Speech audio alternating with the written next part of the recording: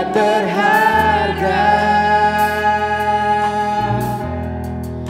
Sungguh besar pengorbananmu bagiku, terlalu dalam untuk dimengerti. Sungguh besar, sungguh indah yang kau pikirkan tentangku, tak terselami bagiku. Sungguh indah.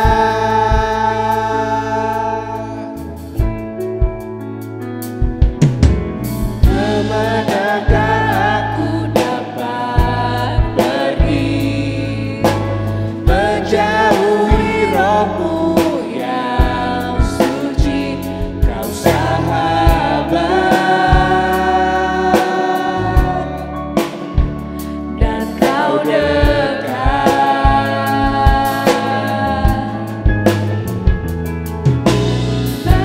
Seluruh pengabdianku tak bisa membalas kesetiaanmu, sungguh mulia dan berharga. Sungguh besar pengorbananmu bagiku, terlalu dalam untuk dimengerti. Sungguh besar,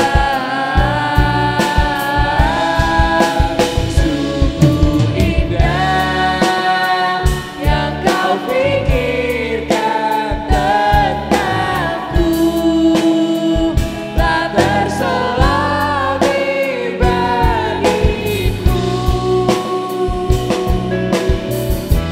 Sungguh indah, sungguh besar pengorbananmu bagiku, terlalu dalam untuk dimengerti. Sungguh besar, sungguh indah yang kau pikirkan tentangku, tak terselami bagiku. Sungguh indah, sungguh indah, sungguh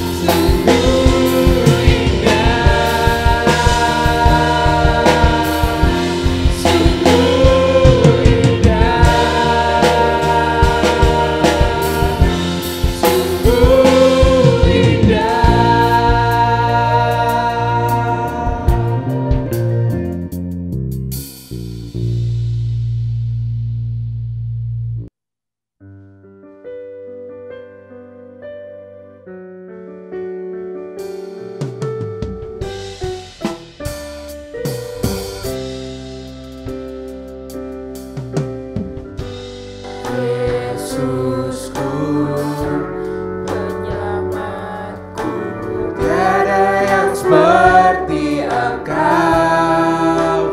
Setiap hari ku memuji keajaiban kasih-Mu.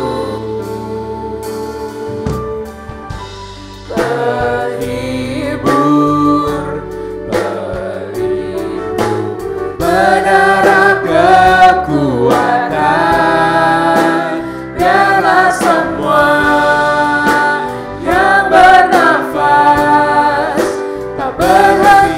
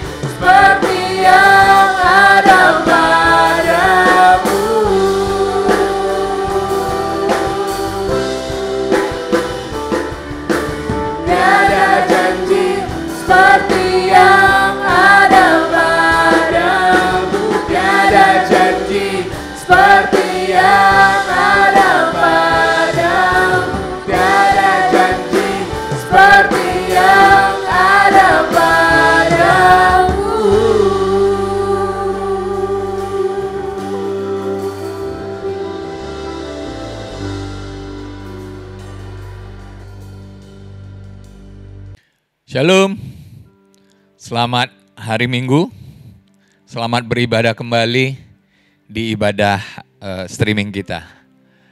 Puji Tuhan, minggu ini saya mau bawakan soal suatu tema yang berjudul, apakah Anda mengenal Tuhan Yesus?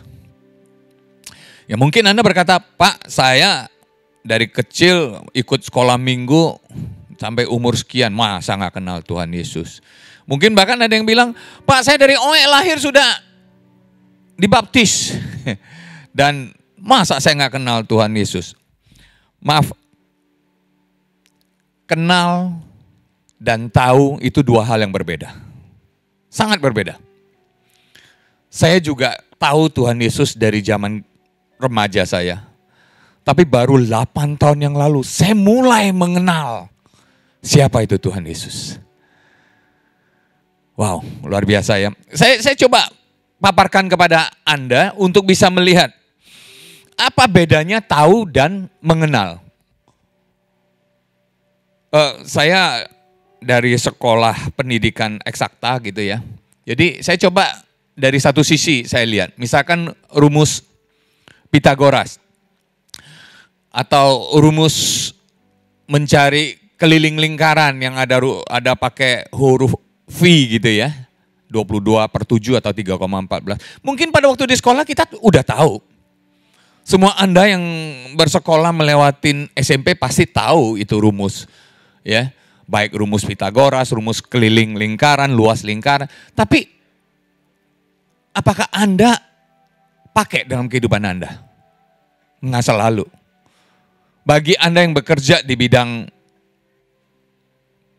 technical, kontraktor, workshop mungkin. Wah, rumus-rumus itu sangat berguna itu. Anda tahu persis rumus itu tuh. Anda bisa tahu bagaimana saya mencari panjang diagonal dari satu sisi ke sisi yang lain. Itu Anda akan tahu bagaimana saya menghitung material yang dibutuhkan untuk membentuk suatu silinder. Anda akan tahu menggunakan rumus itu. Tapi buat Anda yang tidak berkecimpung itu Anda nggak tahu. Nggak kenal gitu loh maksudnya. Tahu nggak rumus itu? Tahu. Begitu diingatkan Anda pasti tahu karena Anda pernah bersekolah. Tapi Anda nggak kenal. Itu yang saya maksud.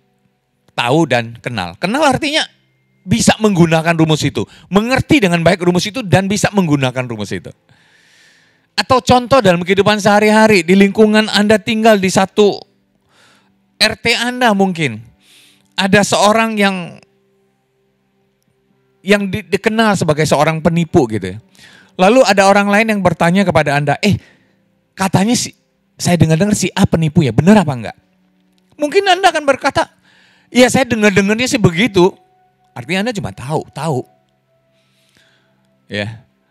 Atau Anda mendengar dari orang lain, teman baik Anda yang kena tipu oleh si penipu ini. Anda mungkin akan berkata, ya benar loh, orang ini penipu. Teman saya tuh kena tuh. Anda mungkin berkata begitu. Tapi akan sangat sekali berbeda pada saat Anda adalah orang yang kena tipu. Kalau saat Anda adalah orang kena tipu itu dan ada orang lain bertanya kepada Anda, katanya dia penipu ya. Anda pasti akan langsung berkata, oh ya benar sekali. Dia itu penipu. Saya mengalami, saya tahu persis. Anda akan berkata seperti itu. Betul? Jadi antara tahu dan mengenal itu dua hal yang sangat-sangat berbeda. Nah, pagi hari ini saya coba membawa kita semua untuk membukakan sesuatu hal buat kita untuk bisa kita tahu bahwa oh, saya ini mengenal atau baru tahu ya sama Tuhan Yesus. Saya pribadi saya katakan baru 8 tahun yang lalu saya mulai belajar mengenal Tuhan Yesus.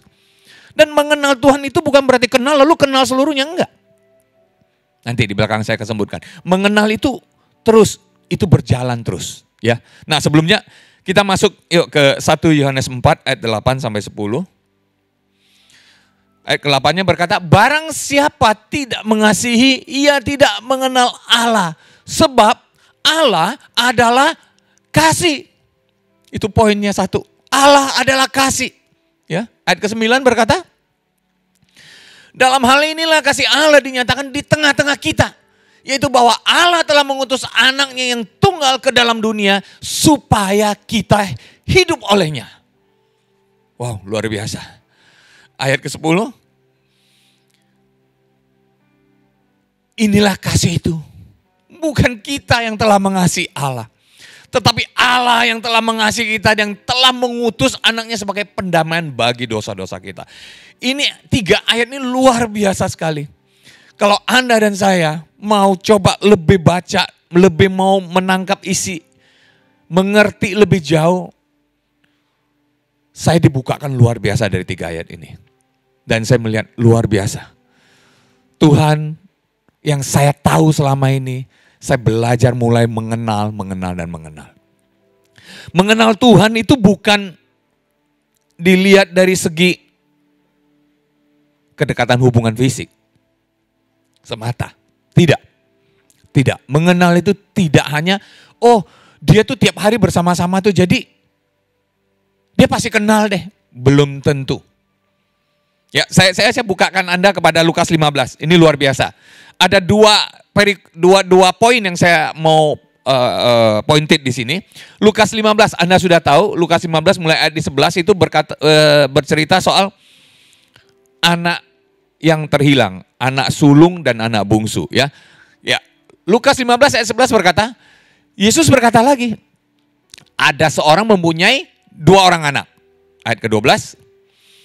Kata yang bungsu kepada ayahnya, Bapak, berikanlah kepadaku bagian harta milik kita yang menjadi hakku. Lalu ayahnya membagi-bagikan harta kekayaan itu di antara mereka. Stop sampai di sini dulu, kita lihat. Yang bungsu berkata kepada ayahnya, Bapak, berikanlah kepadaku bagian harta milik kita yang menjadi hakku. Lalu ayahnya membagi-bagikan harta kekayaan itu di antara mereka. Siapa itu mereka? Bapaknya, anak sulung dan anak bungsu. Kan ada 2 anaknya kan, sulung dan bungsu. Jadi kita di sini bisa lihat membagi-bagikan. Nah, saya nggak tahu membagikannya apakah sepertiga anak bungsu, sepertiga anak sulung bungsu dan bapaknya sendiri, atau bungsu dan sulung saja. Dengan porsi yang berapa besar nggak tahu, nggak diceritakan. Intinya mereka dapat, sulung dapat, bungsu dapat, ya. Jelas ya, ayat ini berkata yang bungsu dapat, yang sulung juga dapat. Kemudian ayat ke-13 berkata, beberapa hari kemudian anak bungsu itu menjual seluruh bagiannya lalu pergi ke negeri yang jauh. Dia jual semuanya, pergi ke negeri jauh. Di sana ia memboroskan harta miliknya itu dengan berfoya-foya. Ayat selanjutnya, kita tahu, lalu ia ingin mengisi perutnya dengan ampas yang menjadi makanan babi itu, tapi tidak seorang pun yang memberikannya kepadanya. Ya kita tahu ya, dia jual, dia pergi, dia foya-foya, duitnya habis. Nah pada saat habis dia mulai bingung mau cari makan kemana.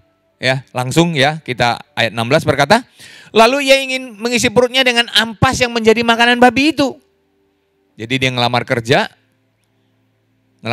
di peternakan babi. Jadi dia tugasnya memberi makan kepada babi. Lalu ia ingin mengisi perutnya dengan ampas yang menjadi makanan babi itu, tetapi tidak seorang pun yang memberikan kepadanya. Stop dulu sampai di sini ya. Ini cerita kisah soal orang Yahudi. Anda dan saya mesti mengerti. Dulu sekali waktu saya masih nggak banyak pengetahuan, saya membaca perikop ini lalu biasa-biasa aja tuh.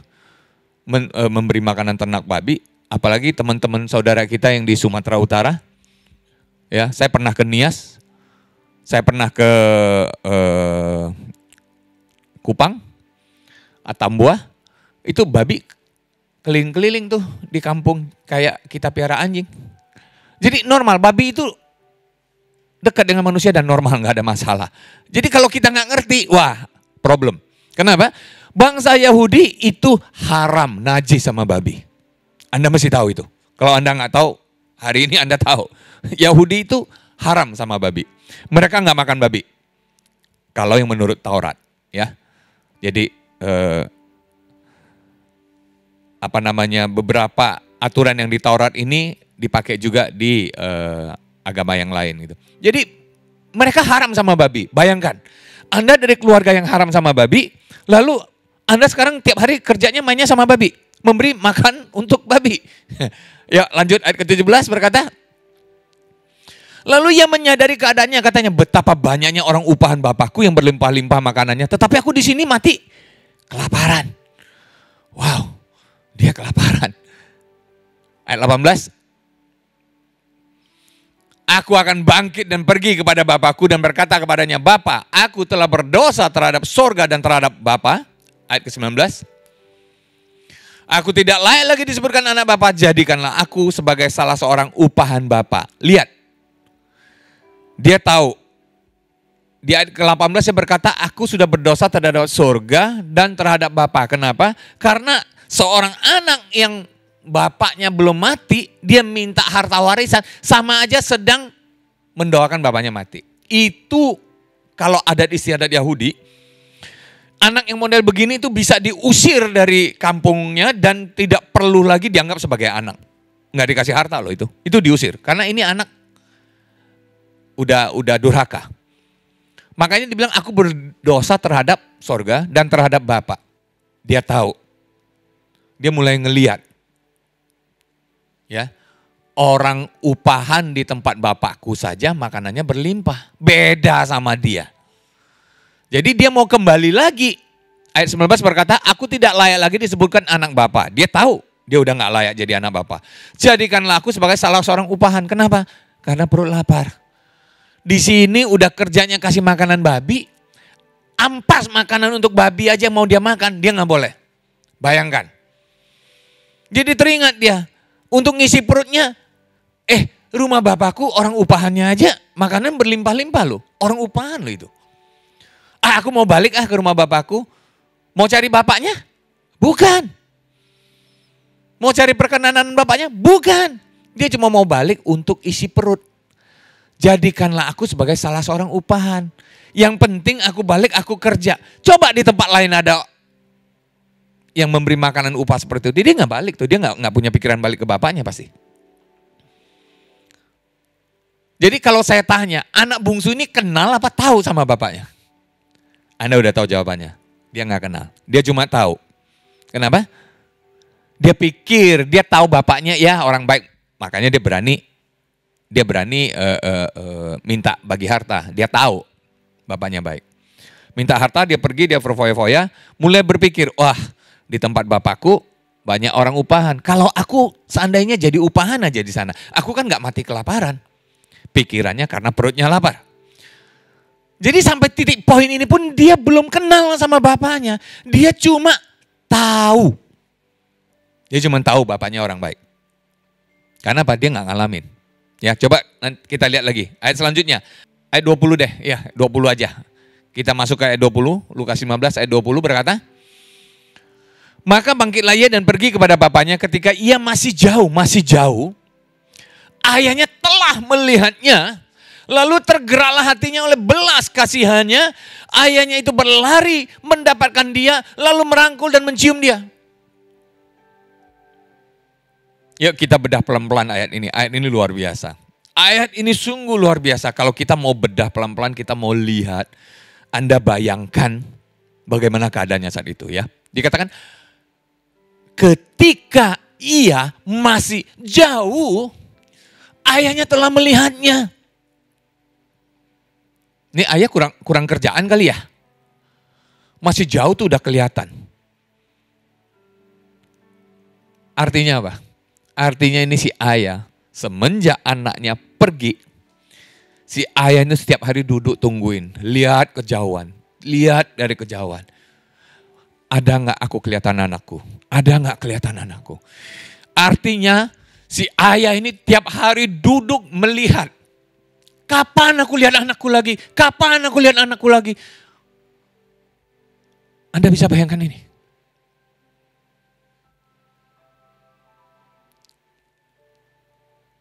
Itulah hati seorang bapak terhadap anaknya.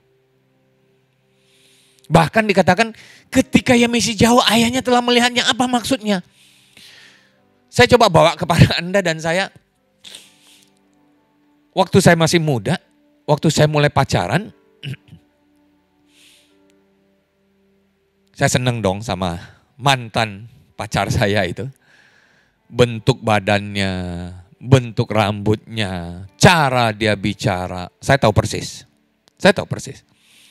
Sehingga kalau lagi rame-rame pergi ataupun kita berjalan kemudian dia terpisah agak jauh. Waktu saya cari-cari dia, saya lihat dari jauh aja mungkin ada yang pakai baju warna sama. Mungkin ada yang rambutnya sama bentuk rambutnya. Tapi begitu saya melihat cara dia berjalan, begitu saya melihat cara dia berbicara, saya tahu yang ini pacar saya, yang itu bukan. Tangkap maksud saya. Memori kita untuk melihat orang yang kita kasih itu selalu ada. Dan itu gak benar bisa hilang itu. Gak pernah bisa hilang. Begitulah si bapak dari jauh dia ngeliat, mungkin dari jauh banyak orang yang berlalu lalang. Budaknya berjalan, ya anaknya udah jatuh miskin, anaknya sudah pakaiannya udah seperti budak. Kerja udah jadi budak, orang upahan. Dari jauh dia lihatnya, dia tahu itu anakku. Wow. Kalau bukan karena dia mengasihi anaknya, gak mungkin si bapak ini tahu bahwa itu anak dia. Dari jauh dia udah ngeliat, anakku. Lalu ayahnya berlari, mendapatkan dia, lalu merangkul dan mencium dia. Wow, ini juga ayatnya berbicara biasa-biasa saja sekali lagi. Tapi tahukah Anda, di Israel, mereka itu sama air itu sangat pelit. Maksud saya, mereka air itu sangat terbatas. Sampai-sampai untuk nyiram pohon aja mereka pakai penyelidikan. Pohon ini sehari cukup 1 liter. Bener-bener pohonnya dikasih 1 liter. Mungkin setengah liter di pagi, setengah liter di sore. Nggak kayak kita. Pohon udah siram belum? 1 ember, buyur. Sore pohon udah siram belum? 2 ember, biur. Nggak apa-apa, air kita berlebihan di sini. Di sana mereka nggak punya air banyak. Air bersih itu susah. Negara yang 70%-nya padang gurun. Sampai hari ini. Jadi bisa Anda bayangkan. Kalau makanan ampas babi aja nggak dikasih, kira-kira dikasih mandi nggak nih anak? Nggak bakal. Berhari-hari nggak mandi, kumpulnya sama babi, kira-kira baunya bau apa ya? Nggak mungkin bau parfum. Pasti bau babi. Kalau bau babi doang mungkin masih mending. Bau babi plus bau orang, wah udah kacau banget itu. Bayangkan, dia berlari merangkul dan mencium, wow.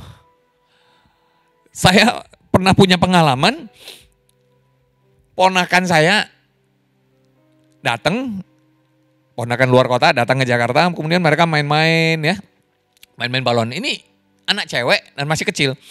Main-main balon, balonnya terbang-terbang ditangkap, tahu-tahu sampai dia jatuh ke dalam got. Got di depan rumah saya itu cukup dalam, cukup lebar ya.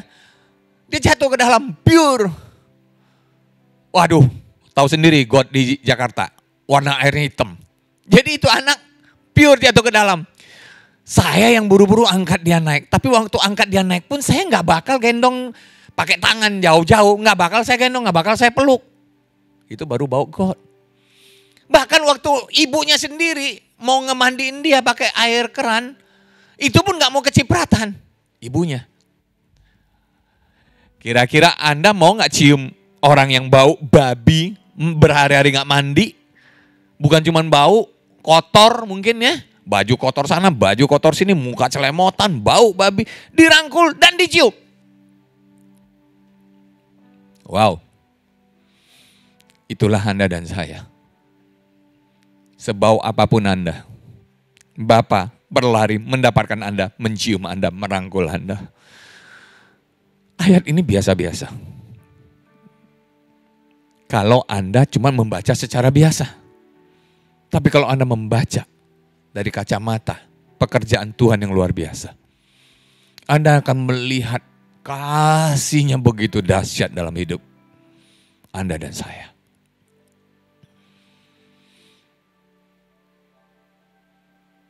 ...22 tahun yang lalu... ...saya sudah... ...di dalam gereja. Tapi apa yang saya lakukan?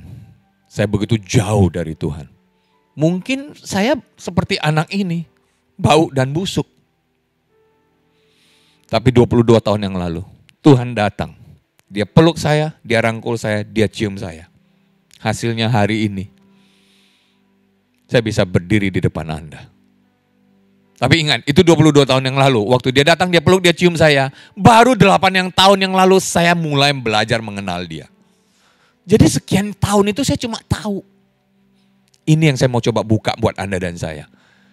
Yuk, kita mengenal Tuhan. Bukan cuma tahu-tahuan. Ya. Jadi si anak bungsu itu nggak tahu. Nggak kenal bapaknya, dia cuma tahu bapaknya. Yuk ayat 24 dikatakan. Coba ayat 24. Maaf, 24. Kita sebentar. Skip ke ayat 24. Sebab anakku ini telah mati dan menjadi hidup kembali, dia bilang. Ya hilang didapat kembali. Ya, mati dan hidup kembali. Waktu si anak pergi, dia sudah mati katanya. Tapi sekarang dia hidup kembali.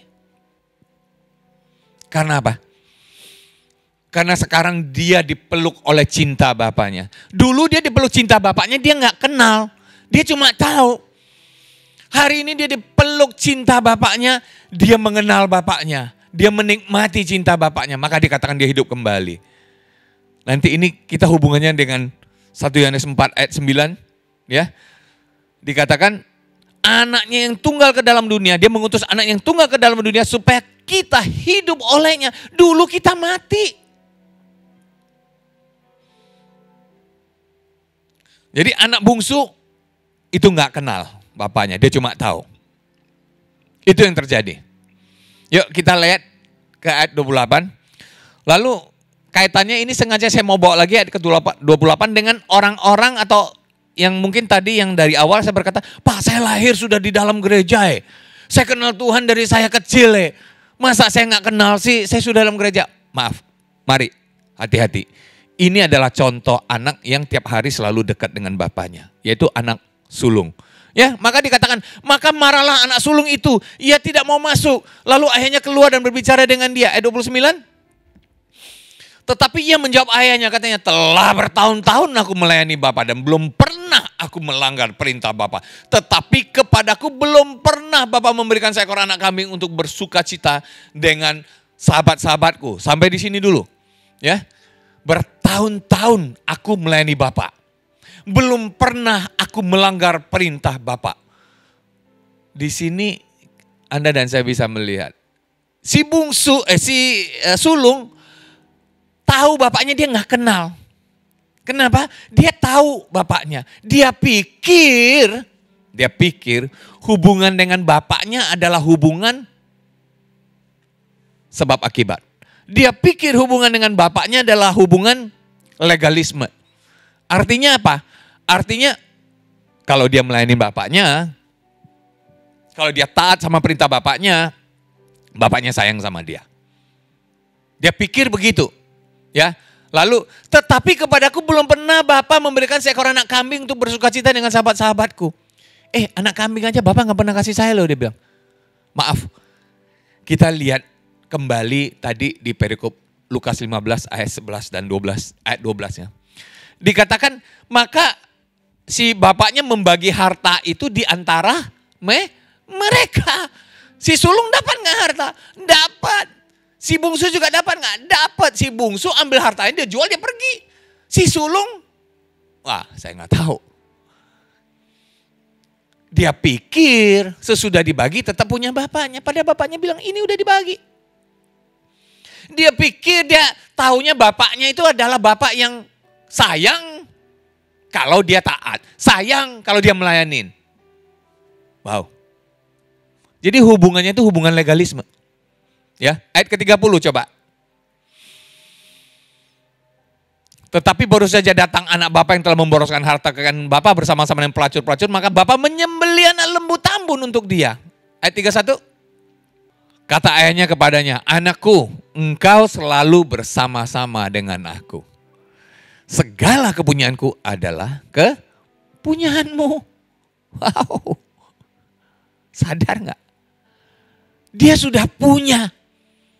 Tapi dia pikir untuk bisa menikmati yang dia punya, dia harus punya aspek legalisme dengan bapaknya. Wow. Saudaraku, berapa lama Anda di dalam gereja tidak menjamin Anda mengenal Bapa yang mengasihi Anda itu? Ya. Mungkin Anda cuma tahu. Apakah mengenal? Itu tema saya hari ini. Mari kita mengenal Tuhan. Mari kita mengenal Tuhan. Allah yang begitu besar. Allah yang begitu dahsyat. Allah yang begitu mau berkorban untuk Anda dan saya. Allah yang melihat Anda adalah harta yang bernilai. Bukan cuma Anda harta bernilai. Anda adalah harta yang sangat-sangat bernilai. Sehingga sampai dia mau tukar dengan putranya yang tunggal. Wow. Itu yang harusnya kita tangkap. Itu harusnya kita mengerti. Bukan cuma sekedar tahu, oh iya Tuhan Yesus datang mati di atas kayu salib untuk menghapuskan dosa-dosa manusia. Selesai. Anda cuma tahu, Anda nggak kenal. Harusnya Anda nikmatin. Bukan cuma tahu. Artinya Anda kenal dia. Sewaktu Anda mulai mengenal, Anda menikmatinya. Ada amin. 2 Timotius 1 ayat 9. Dialah yang menyelamatkan kita dan memanggil kita dengan panggilan kudus. Bukan berdasarkan perbuatan kita, melainkan berdasarkan maksud dan kasih karunia-Nya yang sendiri. Yang telah dikaruniakan kepada kita. Yang telah dikaruniakan kepada kita. Dalam Kristus Yesus sebelum permulaan zaman. Wow, dari zaman dulu. Dari zaman dulu. Dia sudah kasih karunia-Nya di dalam Yesus. Jadi bukan berdasarkan perbuatan. Tapi berdasarkan maksud dan kasih karunia dia sendiri. Berdasarkan cintanya dia sendiri. Mungkin lagi musim drakor ya. PSBB ini banyak yang drakor. Itu ada yang senyum-senyum di belakang sana. Gitu. Ya kalau nggak drakor katanya Taiwan lah, drama Taiwan. Atau apalah pokoknya lah. Temanya apa? Cinta. Ya. Cinta ini memang luar biasa.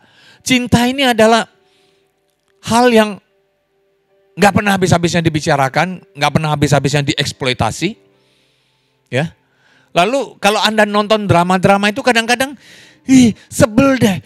Kenapa sih dia masih mau sama cowok yang model begitu? Cowok itu kan, cowok yang satu ini kan begitu jahat, licik, kejam. Dan cewek ini tahu dia cuma mau manfaatin dia, tapi kenapa dia tetap cinta? Nah itulah cinta. Anda jahat. Maaf saya lah. Tapi Tuhan tetap sayang sama saya. Ada amin. Bisa gak dijelasin? Nggak bisa. Ini namanya cinta ya sudah. Selesai titik. Pokoknya cinta. Kalau Anda cinta, segala sesuatu menjadi indah. Ya. Ada pepatah, kalau cinta sudah melekat, tahi gigi serasa? Lanjutin sendiri deh ya. Jadi sekali lagi, kasih bukan untuk dipelajari, bukan untuk dimengerti, tapi kasih untuk dirasakan, dialami, dinikmatin. Yuk kita balik sebentar ke 1 Yohanes 4 ayat 8. Barang siapa tidak mengasihi, ia tidak mengenal Allah, sebab Allah adalah kasih. Wow, Allah itu keberadaannya itu kasih, cinta. Itu yang harus kita tangkap. Ya. 9, ayat 9. Dalam hal inilah kasih Allah dinyatakan di tengah-tengah kita. Maksudnya apa dinyatakan? Diproklamirkan, dimanifestasikan, diumumkan, dibuktikan. Kasih Tuhan itu sudah diproklamirkan, dibuktikan, diumumkan di tengah-tengah kita. Yaitu bahwa Allah telah mengutus anaknya yang tunggal ke dalam dunia supaya kita hidup olehnya. Cintanya dinyatakan, dibuktikan dengan dia kirim anaknya. Pribadi dia sendiri itu sebenarnya. Dalam bentuk anaknya. Sekali lagi kalau kita cuma baca, cuma sekedar kalimat, ya kita nggak dapat apa-apa. Tapi coba saya kasih Anda contoh. Saya dulu waktu pacaran, Malam minggu kan waktunya pacaran tuh. Wah, malam minggu pasti ngapel katanya kan. Misalkan suatu hari saya nggak bisa ngapel. Karena satu dan lain hal. Lalu saya bilang sama pacar saya, malam ini aku nggak bisa ngapel, aku kirim kawan baikku ya. Untuk ngapelin kamu. Kirim kawan akrabku deh untuk ngapel. Kira-kira bisa gak itu ya? Pacar saya langsung bilang, sekali cukup gak usah datang lagi kamu besok-besok katanya. Artinya apa? Cinta itu gak bisa diwakilkan. Cinta itu mesti pribadinya yang datang. Makanya kasih Allah itu pribadinya yang dia kirim dalam bentuk putranya.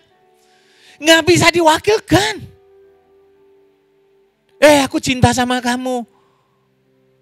Aku mau cium kamu deh. Aku wakilin ya sama temanku. Wow. Lempar sama kursi nanti. Gak bisa. Makanya kasih Allah dinyatakan di tengah-tengah kita bahwa Allah telah mengutus anaknya yang tunggal ke dalam dunia supaya kita hidup olehnya. Kalau dikaitkan dengan tadi kisah anak bungsu. Dia pergi itu mati sudah. Dia nggak mati sama bapaknya. Hukum adat mengatakan mati nih orang sudah. Karena dia minta harta sebelum bapaknya mati dan dia pergi. Ini anak durhaka mati. Tapi waktu dia kembali, waktu dia peluk anaknya. Anaknya menikmatin kasih bapaknya. Anaknya mulai mengerti, oh bapakku tuh bukan cuma baik. Tapi bapakku tuh cinta sama saya.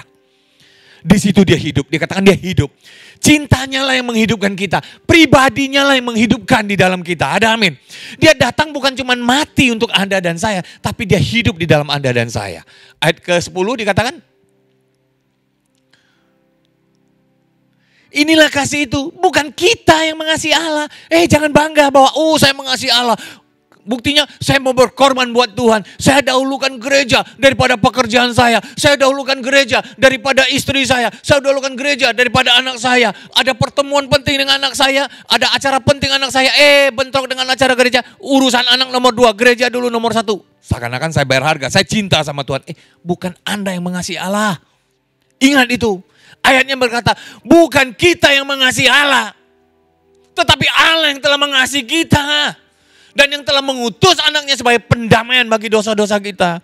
Anda dan saya begitu jahat. Anda dan saya begitu bikin hati Tuhan rusak, hancur. Melihat Anda. Mungkin air matanya berderai-derai melihat kelakuan Anda. Tapi karena anaknya. Karena dia begitu mengasihi kita.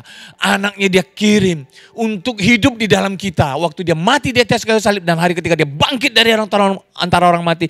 Itu untuk dia hidup di dalam Anda dan saya. Sehingga waktu Bapa melihat kita, Bapa melihat anaknya. Wow. Terjadilah pendamaian. Darah sudah dicurahkan. Dia yang mengasihi kita. Bukan kita yang mengasihi Tuhan. Loh Pak, jadi saya gak boleh berkorban buat gereja. Bukan. Pada saat Anda menikmati, pada saat Anda menerima kasih Tuhan itu di dalam hati Anda, tidak bisa tidak kasih Tuhan itu akan mengalir balik mengasihi dia. Tapi bukan Anda, bukan kasih dari Anda, jangan sombong. No, Anda tidak punya kasih. Kasih yang ada di dalam Anda itu adalah kasih Tuhan. Jangan pernah merasa bahwa begitu bangga saya mengasihi Tuhan, saya bayar harga banyak Makanya saya tadi cerita, 22 tahun yang lalu saya tahu Tuhan. Tapi 8 tahun yang lalu saya mulai belajar mengenal Tuhan. Selama 14 tahun itu, saya pikir saya bayar harga buat Tuhan. Selama 14 tahun pertama itu saya pikir saya mengasihi Tuhan. Saya pikir saya bayar harga A, B, C, D untuk membuktikan bahwa saya mengasihi Tuhan. No, hari ini saya tahu. Dia yang mengasihi saya, bukan saya yang mengasihi dia. Dulu saya 14 tahun yang dulu, saya melakukan seakan-akan bayar harga itu adalah bentuk anak sulung. Dalam bentuk legalisme. Saya pikir Tuhan saya senang kalau saya begini. Kalau saya taat, saya bayar harga, saya lakukan pelayanan ini itu. Saya pikir Tuhan saya disenangkan seperti itu dalam bentuk legalisme. Bukan. Tuhan bukan melihat bentuk perbuatan, tapi Tuhan mau lihat hatimu. Dan hatimu bisa mengasihi Dia kalau Anda menerima cinta dari Tuhan. Kalau Anda menikmati cinta Tuhan. Kalau Anda menerima cinta Tuhan. Cinta itu akan mengalir kembali. Selama Anda belum mengenal Tuhan, Anda nggak bisa mengasihi Tuhan. Selama Anda cuma tahu Tuhan, Anda nggak pernah bisa mengasihi kembali kepada Tuhan. Jadi, Yesus yang hidup itu di dalam setiap Anda dan saya. Persatuan itu yang membuat pendamaian di mata Tuhan. Nah, salah satu bentuk yang seperti itu tuh apa sih dalam dunia ini? Tuhan ingin menggambarkan kepada Anda dan saya. Mungkin kadang-kadang kita sering nggak jelas, kita sering nggak ngerti. Pada hari ketiga Dia bangkit dari antara orang mati. Lalu Tuhan hidup di dalam saya. Ini korelasinya gimana ya dalam hidup ini? Ya, ini hanya sekedar analogi karena Tuhan tidak bisa dijelaskan dengan logika sebenarnya. Ya, ini hanya sekedar analogi. Bahwa persatuan yang ada itu antara Tuhan hidup di dalam Anda yang bisa membuat Allah Bapa melihat terjadi pendamaian bagi Anda. Itu dalam salah satu bentuk hubungan yang ada di muka bumi ini adalah bentuk hubungan suami istri. Yang saya maksud tentu suami istri yang dalam gambaran gereja ya, dalam gambaran Alkitab, dalam gambaran Alkitab. Bukan gambaran dunia. Kalau dunia, gambaran suami istri itu hanya gambaran supaya bisa punya keturunan. Nanti kalau sudah tua anaknya bisa miara balik ke anaknya. Mungkin seperti itu.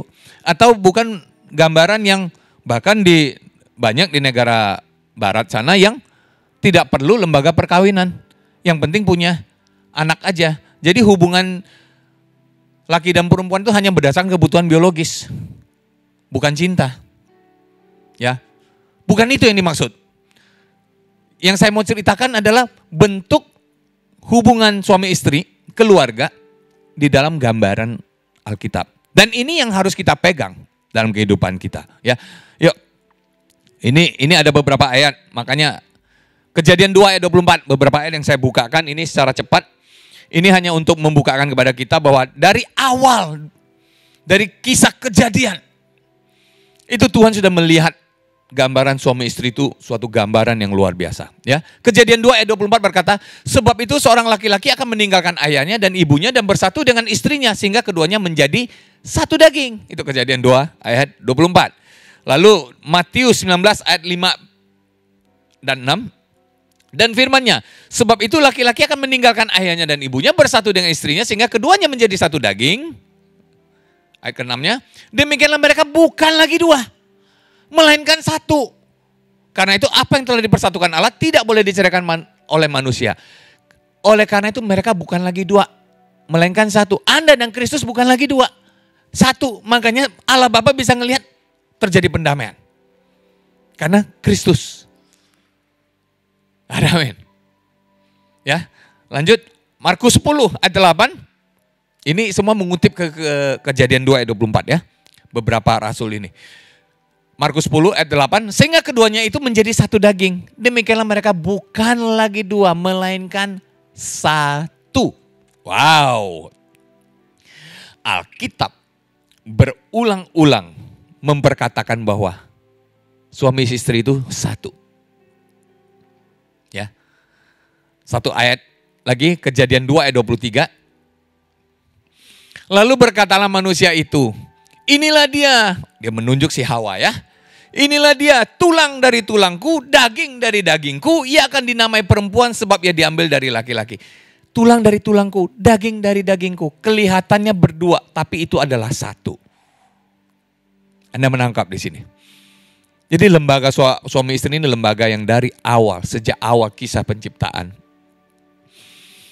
adalah lembaga yang sakral.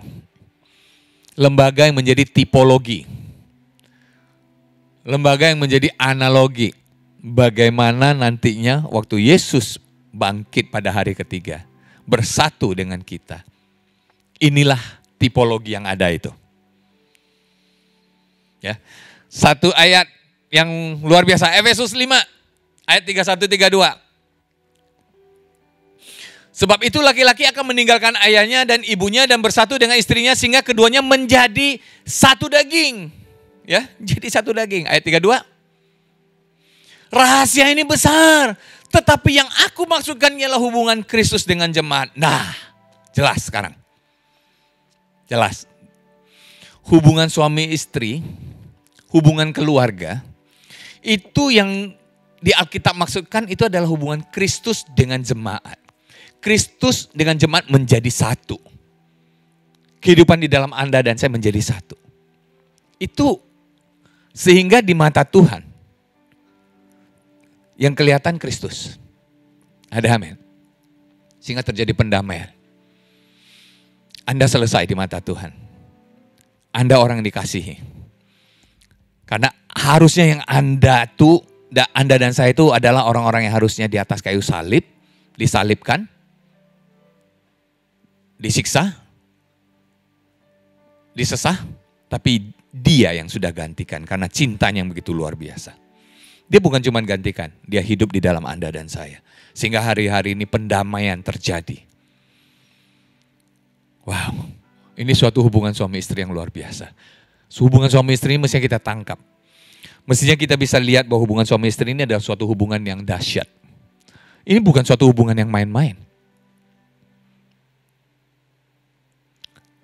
Saya katakan bahwa 8 tahun yang lalu saya mulai belajar mengenal Tuhan.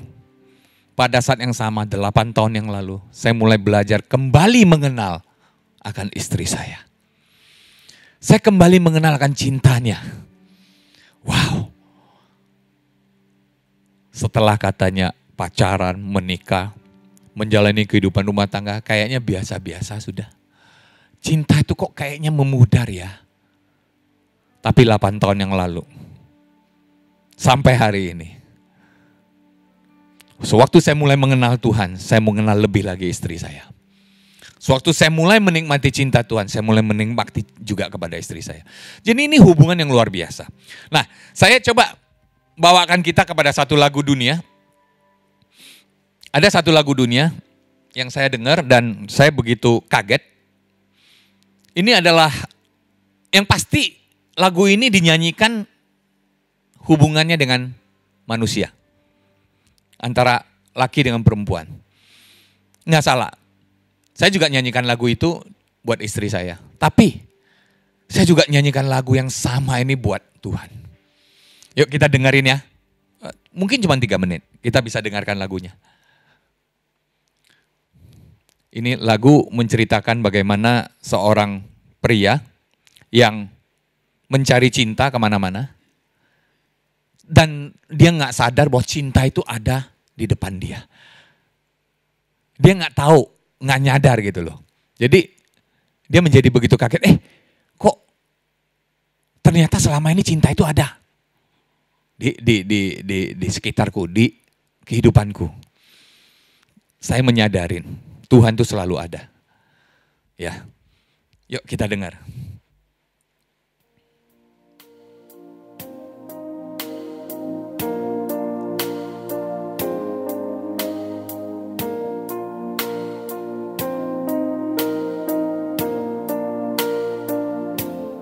Close your eyes. Is that your smile? I've been looking at you forever, yet I never saw you before. Are these your hands holding mine? Now I wonder how I could have been so blind. And for the first time, I am looking in your eyes. For the first time, I'm seeing who you are. I can't believe how much I see when you're looking back at me. Now I understand what love is. Love is the first time. Oh yeah. Can this be real? Can this be true? Am I the person I was this morning? And are you the same you? It's all so strange. How can it be? All along this love was right in front of me. And for the first time I am looking in your eyes. For the first time I'm seeing who you are. I can't believe how much I see when you're looking back at me. Now I understand what love is. Love is for the first time. Ooh. Such a long time ago I had given up on finding this emotion ever again, but you're here with me now. Yes, I found you somehow, and I've never been so sure. And for the first time I am looking in your eyes. For the first time I'm seeing who you are. Can't believe how much I see when you're looking back at me. Now I understand what love is. Love is for the first time.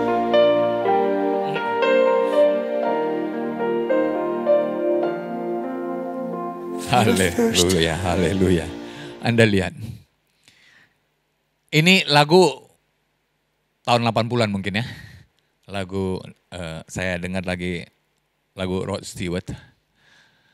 Ini lagu waktu saya dengar, ini bisa menggambarkan keadaan saya waktu saya pikir saya mencari-cari Tuhan. Ternyata dia sudah ada. Dia pegang tangan saya selalu.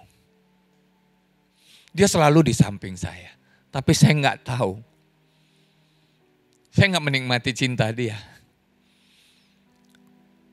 Makanya dikatakan for the first time. Waktu dia kaget, waktu dia menikmatin. Ternyata ini yang mengasihi aku selama ini. 8 tahun yang lalu. Saya dibukakan bahwa Tuhan begitu mengasihi saya.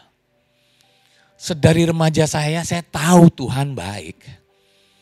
Tapi saya berkali-kali dia menolong, berkali-kali dia menyelamatkan hidup saya. Tapi saya cuma tahu dia baik. Saya tidak nikmati cinta dia. 8 tahun yang lalu, saya mulai belajar nikmati cinta dia.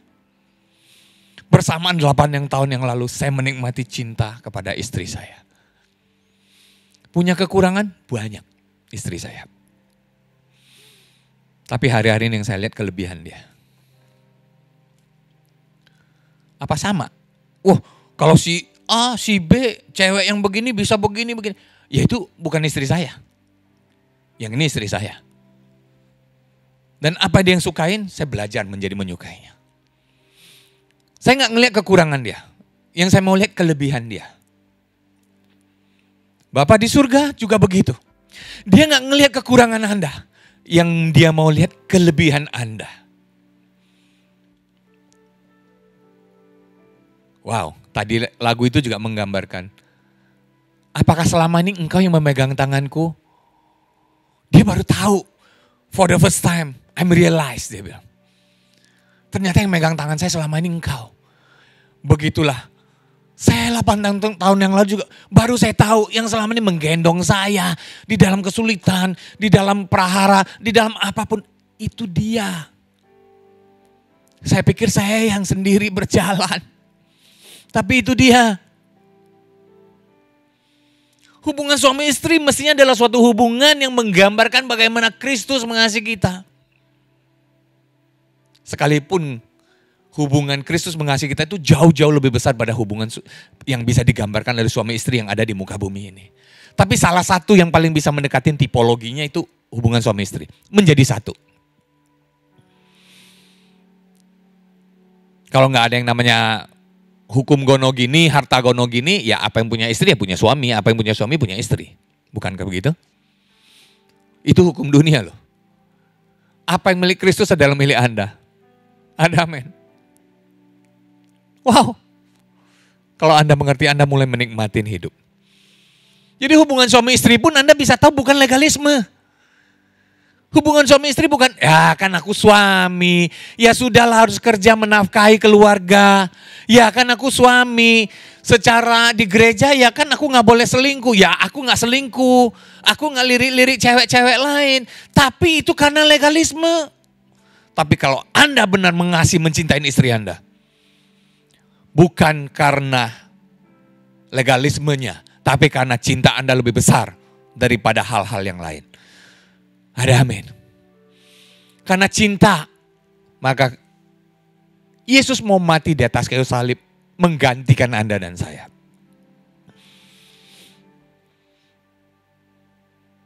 Mungkin gambaran pekerjaan suami istri ini yang paling mendekatin ya, paling bisa digambarkan untuk bagaimana, bukan berarti yang lain enggak ya, tapi saya coba gambarkan satu pekerjaan yang bisa coba kita gambarkan bagaimana cinta Tuhan, yaitu seorang petinju.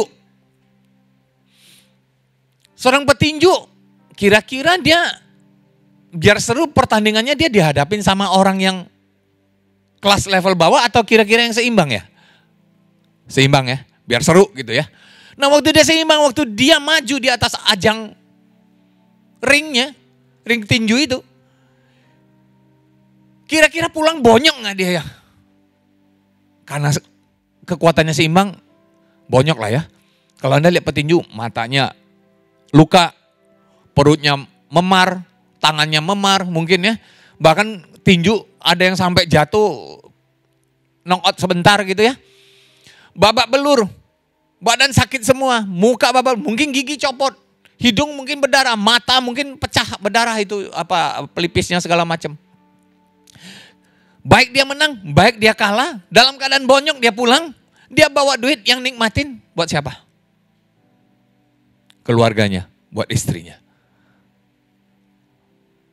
Kalau dia menang, petinju ini menang, dia pulang, istrinya menjadi lebih daripada pemenang.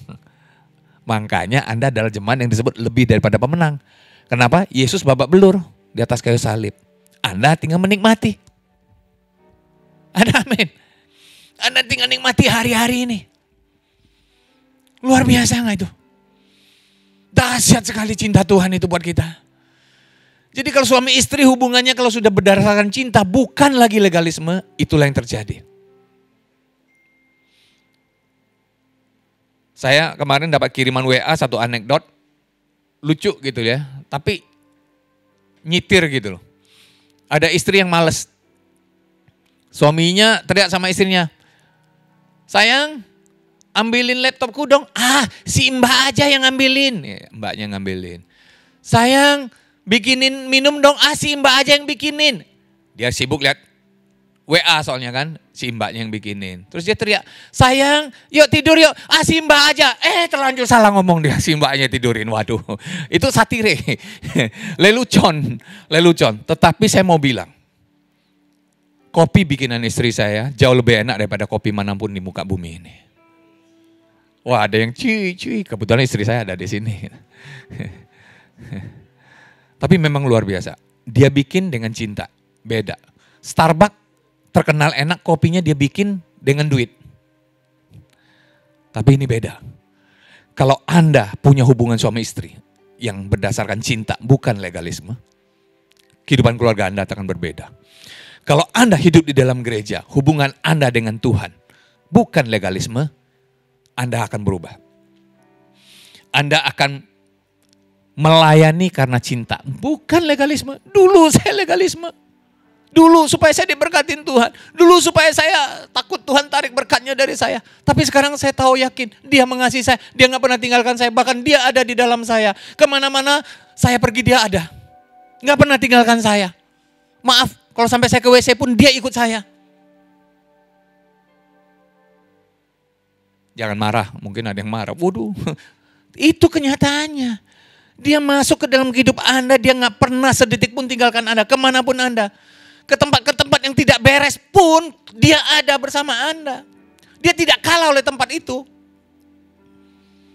Makanya Anda yang masih mau pergi ke tempat yang gak beres itu, Anda mau ngajak Tuhan ke sana? Jadi kalau hubungan kita dengan Tuhan, kita mengerti, kita menikmati cinta Tuhan. Kita bukan cuma tahu, kita kenal. Kita nikmati Dia. Semakin hari semakin kita menikmati Dia. Saya mau katakan makanya dari tadi saya bilang mulai 8 tahun yang lalu tuh saya mulai mengenal. Bukan saya sudah kenal ya. Kalau saya sudah kenal kayaknya sudah finish, sudah selesai. Enggak, saya mulai belajar mengenal. Dalam setiap hari, setiap waktu saya mulai melihat, di sini Tuhan mengasihi saya. Di situ Tuhan mengasihi saya. Di sini Dia memeluk saya. Di situ Dia menggendong saya. Terus dan terus dan terus dan terus. Begitulah Tuhan kita. Dan itulah yang harus Anda nikmati dalam keluarga Anda juga.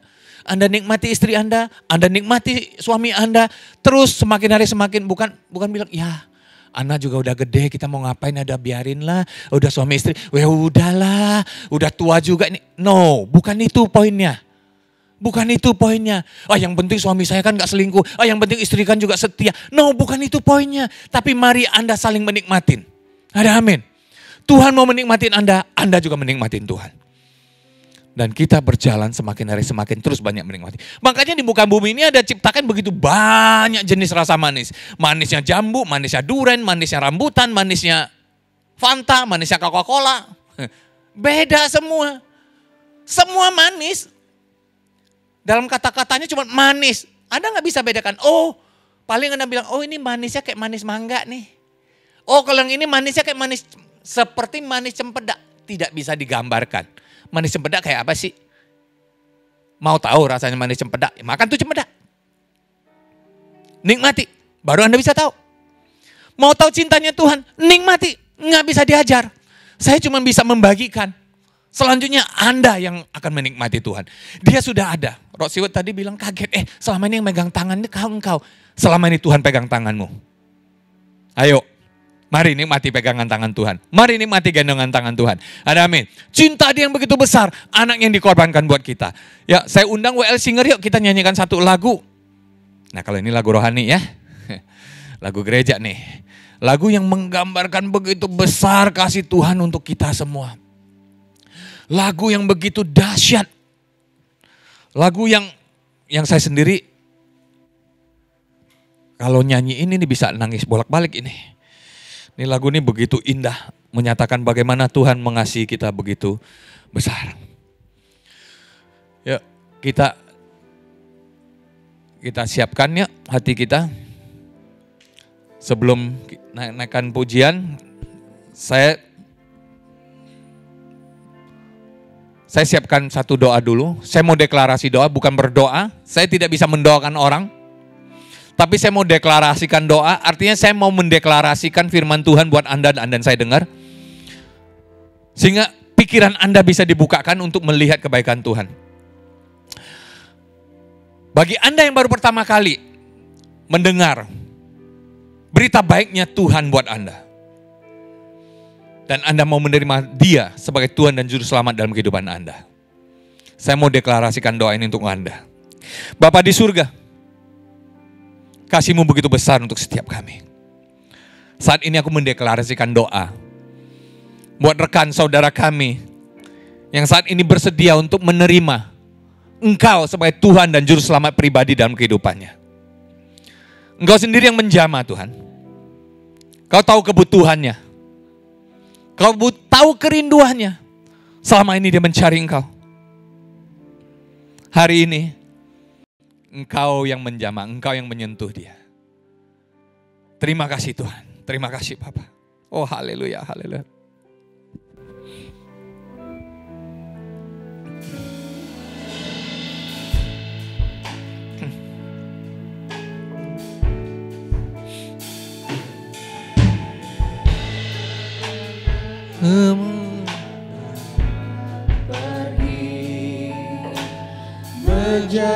menjauhi rohmu yang suci, kau sahabat,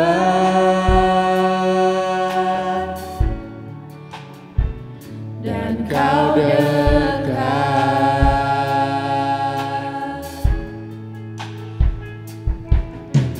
bahkan seluruh pengabdianku tak bisa membalas kesetiaanmu, sungguh mulia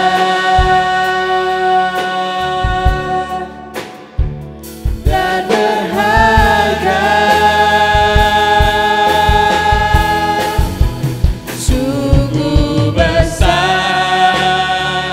pengorbananmu bagiku, terlalu dalam untuk dimengerti, sungguh besar, sungguh indah yang kau pikirkan tentangku, tak terselami bagiku, sungguh indah. Sekali lagi kita ulangin lagu ini dari awal. Kemanakah aku dapat pergi, menjauhi rohmu yang suci, kau sahabat,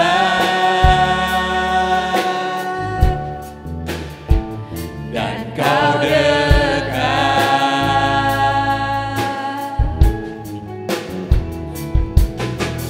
bahkan seluruh pengabdianku tak bisa membalas kesetiaanmu, sungguh mulia dan berharga, sungguh besar pengorbananmu bagiku, terlalu dalam untuk dimengerti, sungguh besar, sungguh indah yang kau pikirkan tentangku, tak terselami bagiku, sungguh indah, sungguh besar, sungguh besar pengorbananmu bagiku, terlalu dalam untuk dimengerti, sungguh besar,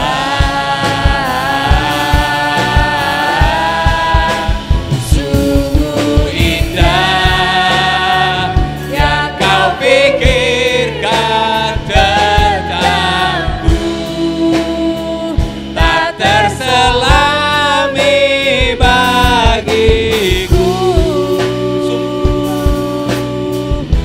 sungguh indah, sungguh indah, sungguh indah, sungguh indah. Wow, sungguh indah Tuhan, kasih-Mu setiap kami Tuhan, kasih yang Kau berikan untuk setiap kami. Sungguh gak masuk logika kami, sungguh gak masuk dalam pikiran kami. Tapi yang kau pikirkan selalu yang indah-indah untuk kami Tuhan. Rancanganmu yang indah untuk kami. Rancanganmu yang dahsyat untuk kami. Rancangan masa depan gilang gemilang itu yang kau pikirkan untuk kami. Terima kasih Yesus. Kau baik, kau sungguh baik. Biar kami semakin hari semakin belajar menikmati Engkau. Kami mau mengenal Engkau. Semakin hari kami semakin berjalan di dalam pengenalan akan Engkau. Dan kemuliaan demi kemuliaan akan Tuhan nyatakan dalam kehidupan kami. Terima kasih Tuhan. Anakmu selesai berkata-kata. Logika anakmu terbatas. Kosakata anakmu terbatas. Tapi kami tahu satu hal. Engkau adalah Allah yang tak terbatas. Kami tidak bisa menguraikan apa itu cinta. Apa itu kasih? Kami tidak bisa menguraikan dengan sepenuh definisinya. Tapi kami tahu Engkau yang bisa menjelaskannya di dalam setiap kehidupan kami. Engkau yang lebih menyatakannya dalam setiap kehidupan kami. Sehingga kami berjalan, kami semakin hari semakin mengerti, semakin mengenal, semakin menikmati. Sehingga kami boleh berkata, haleluya, Tuhanku, Tuhan yang baik. Haleluya, Tuhanku, Tuhan yang luar biasa. Tuhanku, Tuhan yang memberkati aku, yang tak pernah tinggalkan aku, yang senantiasa mendukung aku kemanapun aku melangkah. Terima kasih Tuhan, terima kasih Yesus. Oh haleluya, haleluya, haleluya. Terima kasih Tuhan. Bapa, Engkau yang memberkati setiap kami.